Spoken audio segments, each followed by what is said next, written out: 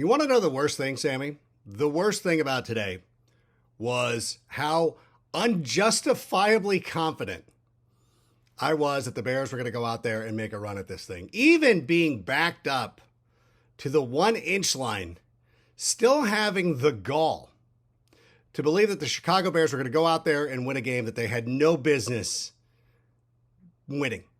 And I think a lot of it has to do with what we've seen out of Caleb Williams. Now, I will sit there. There is no player that I have seen so far that has made me scream, I can't believe he just did that. And also, get rid of the ball, Caleb. Like, stop doing that. Like, I really honestly believe it's going to be something that we're going to be living with in a good way for quite some time. Is that Caleb, hero ball, is going to end up serving us very well. What we need is competent coaching around him, and we're not completely getting it. Although I will say that at some point this evening, maybe you're watching this after the ad alert has hit your phone that says Bears have fired Coach Matt Eberflus. But we know what the problem is. And if we want to end up having a great Thanksgiving, that's the only way that it can go. And you know what, Sammy? Let's go ahead and start the show. Turn up your volume. Because you're about to listen to The Sick Podcast. With Adam Rank. It's Hester trying to work it back to the middle. Gets past the first wave, and here he goes. It's Hester inside the 30. Hester's going to take it all the way for a touchdown. And no flag, 92 yards. Brought to you by Circa Sports Illinois, the sickest Chicago Bears and fantasy football podcast. Sports entertainment like no other. It's gonna be sick. Welcome, everybody, to the postgame wrap-up of the Sick Podcast with Adam Rank. Another heartbreaking loss for the Chicago Bears. And again, I will be honest with you. I was invested. I was screaming. I was yelling. The half the family was next door putting together cakes and pies and everything for a Thanksgiving meal. My daughter was upstairs and she was minding her own business. She's just been hanging out. She's on her Kindle. She's just doing her thing. She's 9. And she just wanted a little alone time, a little me time. She doesn't want to watch. She's not into football, which is fine. And then her mother comes back and then goes upstairs and asks her, like, hey, is dad? Because I yelled. There was something ridiculous had happened. And her mom's like, hey, has your dad been yelling like this a lot today? She's like, well, over the last couple of minutes, he's been saying the F word a lot. So yeah, this has kind of been par for the course. So I was invested. And again, we'll spend some time later this week, and I'm sure we'll have another special edition of this after Matt Eberflus is hopefully fired. But quite honestly, like when you look at that final drive and everything that transpired, I think that starting with being pinned at the 1, and the first thing that bothered me is one of those angles looked like there was his foot might have been on the line. I mean, it's so close that you can't challenge it because you need all of your timeouts. But God, those referees are sure confident enough. Certainly confident enough to allow, like they must have an eagle eye if they did see some green. I thought one of the angles showed like, oh wait, actually his heel, but whatever, it doesn't matter. Because we picked up the first down, we got down the field. None of this matters. I mean, we can sit here and break down that final drive, which I think was both amazing and heartbreaking, because I was sitting there, I was texting one of my friends because the LA Angels forever during the 7th inning stretch used to play the song Buttercup, which is like one of the worst songs that you can play at a baseball game. Because it's like, why, if you ever thought of the words of Buttercup, why do you build me up, baby, just to let me down and turn me around to what's worse? The whole thing. It's a terrible song. So Angel fans started using it as like, oh, we got Buttercupped again. And I was texting one of my friends who's also an Angels fan. I'm like, the Bears are about to get Buttercup. Like, as confident as I was and as invested as I was, I knew that something ridiculous was going to happen. I thought that, I was getting ready to tweet out at some point, like the referees were calling too many penalties, too many things were going on. The defensive pass interference on the Lions was ridiculous. But the play before, like, stop calling offensive pass interference on those pick plays because like you're running into Cole Kmet. Like you can see him. He's a big player. Like everybody runs pick plays. Like just don't call. I know like if it's a penalty in the first quarter. Why? Again, this is regardless of the point. I don't want to sit here and talk about the referees. I don't want to talk about things that were called or not called. Keenan Allen has his helmet ripped off. He gets a penalty. Although, you know what? Honestly, the referees did show earlier when, who was it? Jamison Williams flipped the ball into Tyreek Stevenson's face as he was justifiably sitting on the sidelines benched. The referees weren't playing with that today. So Keenan should have known a little bit better because that play had already been called. Regardless, again, I don't want to distract from what is the main point, is that this is one of the most poorly coached football teams in NFL history. And we talked about this at the end of the Vikings game last week. Hell, we've been talking about this for weeks because it continues to happen. I think a couple of weeks ago, when Dan Quinn, of all people, outcoaches you, that's when you know it's time.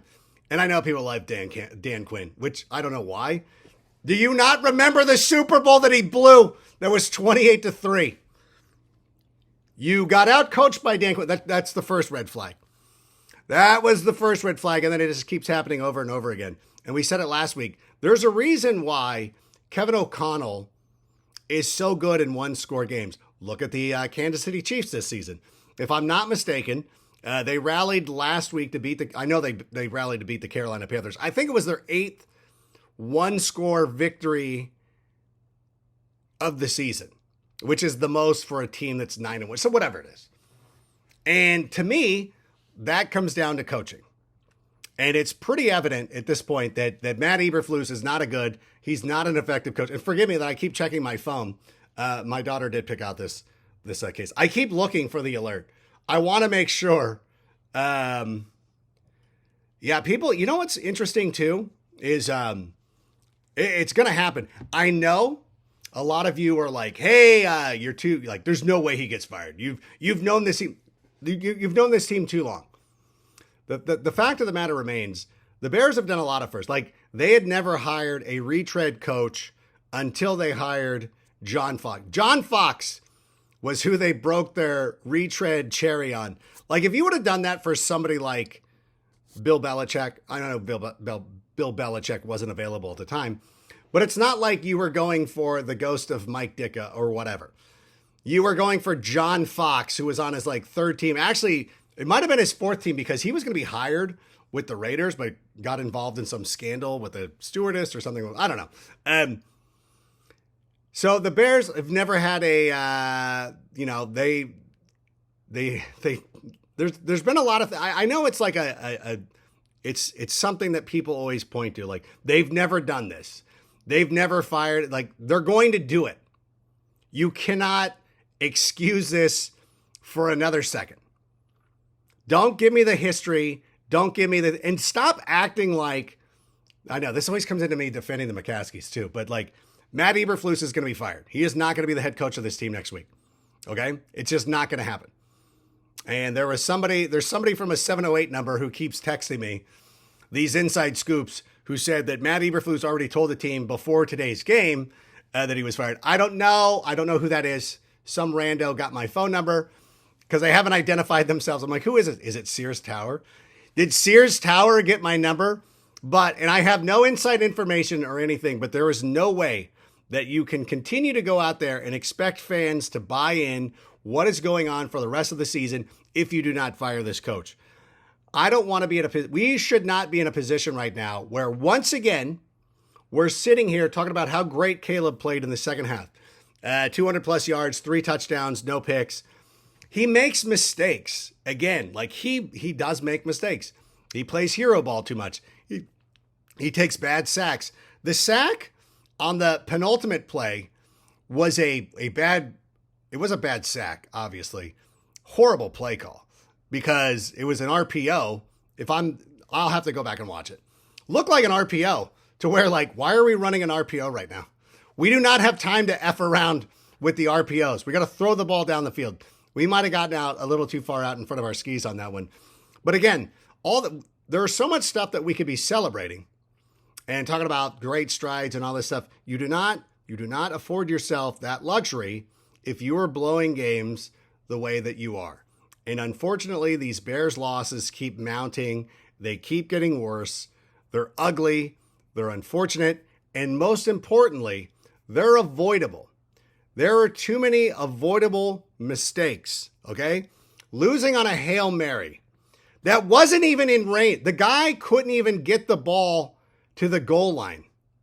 And we still somehow managed to lose on a Hail Mary that was 10 yards too short. That's one thing that people do not talk about. Like, he could barely get it there. That was avoidable. Having your kick blocked was avoidable. And it looked like it was right on line. And I trust Cairo Santos. That should have been made. The next week, too many things going wrong in that game. Highly avoidable. Could have won that. Should have. Boom. We can no longer do this. Last year, when there were 3 games, and I don't even know what the percentage was to win this game, but now it's just ultimately ridiculous. It's unavoidable, or it was avoidable, and it's highly, highly frustrating. You know what's not frustrating is the fact that the world's largest sports book in Las Vegas is right at your fingertips in Illinois. That's right. The Circa Sports app is sports betting the way it should be. Experience high betting limits, great money line splits, great in-game betting, and the most luxurious customer service in all of the world. It's the Circa Sports app. Download your new bookie today. Go to circasports.com, or better yet, download the app and experience sports betting the way it should be. And if you or anyone you know has a problem gambling, call 1-800-GAMBLER or text ILGMAB to 833-234, the Circa Sports app. And Caleb Williams played so well. Please go out there and purchase your Caleb Williams trading cards. And to do that, you can go to Windy City Sports Cards, where we specialize in selling all things related to Chicago sports. Whether you are a fan of the Bears, Bulls, Cubs, Blackhawks, White Sox, Sky, whomever, Windy City Sports Cards has you covered. And in addition to their Chicago-focused items, they also offer a wide variety of other items out there for you. So if you're a fan of Amon-Ra St. Brown, I still cheer for David Montgomery. I would still like some of his cards. I love all that stuff. By the way, I will not wear a David Montgomery Lions jersey. I just want to let everybody know that. I wear Bear stuff, and that's it, especially on the NFL Network. In any event, happy Thanksgiving to everybody. That's it. That's all I got for you. Happy Thanksgiving to everybody. Thanks to Anello and Sammy. Sorry to send this to you on Thanksgiving. Oh, wait, you're Canadian. It's a work day for you. Canadian Thanksgiving, so much better. But listen, I'm thankful to everybody who was here today. I don't think my thoughts were as cogent as I would have liked them to be, but let's just sit here and vent in the comments. We will reconvene shortly. We will be back soon because I firmly anticipate having a new head coach, an announcement on the Bears coaching future in the near future. I shouldn't have said future like that again. Sammy, I don't know if we can edit that. If I can just come back, even if you're not, leave this in. This is how I work on NFL Fantasy Live because our show's taped. I anticipate changes in the future very shortly for the Chicago Bears.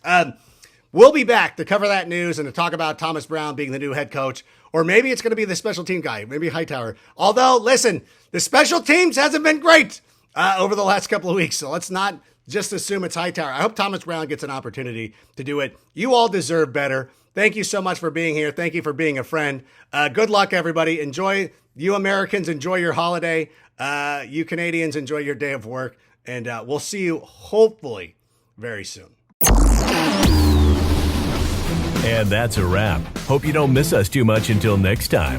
Follow the Sick Podcast with Adam Rank on YouTube, Instagram, Facebook, Google Play, and Apple Podcasts. Brought to you by Circa Sports Illinois.